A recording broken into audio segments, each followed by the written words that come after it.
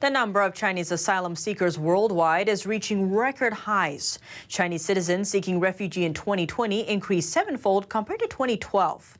It's a possible sign that China's human rights situation has deteriorated over the years. NTD's Don Ma has more.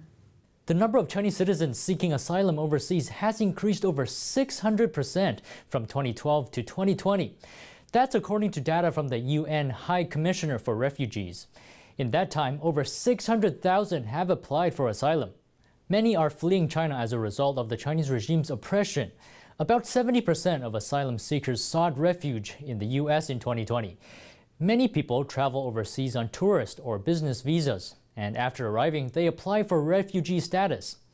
These asylum seekers come from all walks of life, with one thing in common: being victimized by the Chinese regime. These people are lawyers, businessmen, religious believers, and many others. Many lawyers persecuted in China are those that work to uphold human rights. Many of them face arrest, trial, and even jail time. That's why human rights lawyer Wu Xiaoping fled China in 2019. He was targeted by Chinese authorities after he tried to defend a Falun Gong practitioner in court.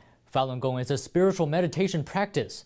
The Chinese regime launched a brutal persecution campaign against it in 1999, despite its widespread popularity in the country before that. Wu recounts a close encounter he had with Chinese authorities. Me and my friends and other human rights lawyers were having a dinner party. Because this was a large gathering, we were tracked down by the CCP. Because we were afraid of being arrested, many people fled China. We also spoke with another refugee about his story. He worked as a businessman in Shanghai and was targeted for attending an underground church.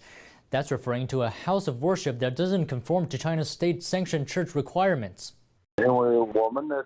We established an underground church in Shanghai. This isn't allowed by the CCP. They started arresting people. I managed to escape. At the time, I had a 10-year visa. I bought a $1,500 plane ticket and came to the U.S. The Chinese regime may have taken notice of the growing demand for asylum and could be trying to remedy the situation. According to reports, authorities are issuing 98% fewer Chinese passports to its citizens compared to just 2 years ago. Don Ma, NTD News.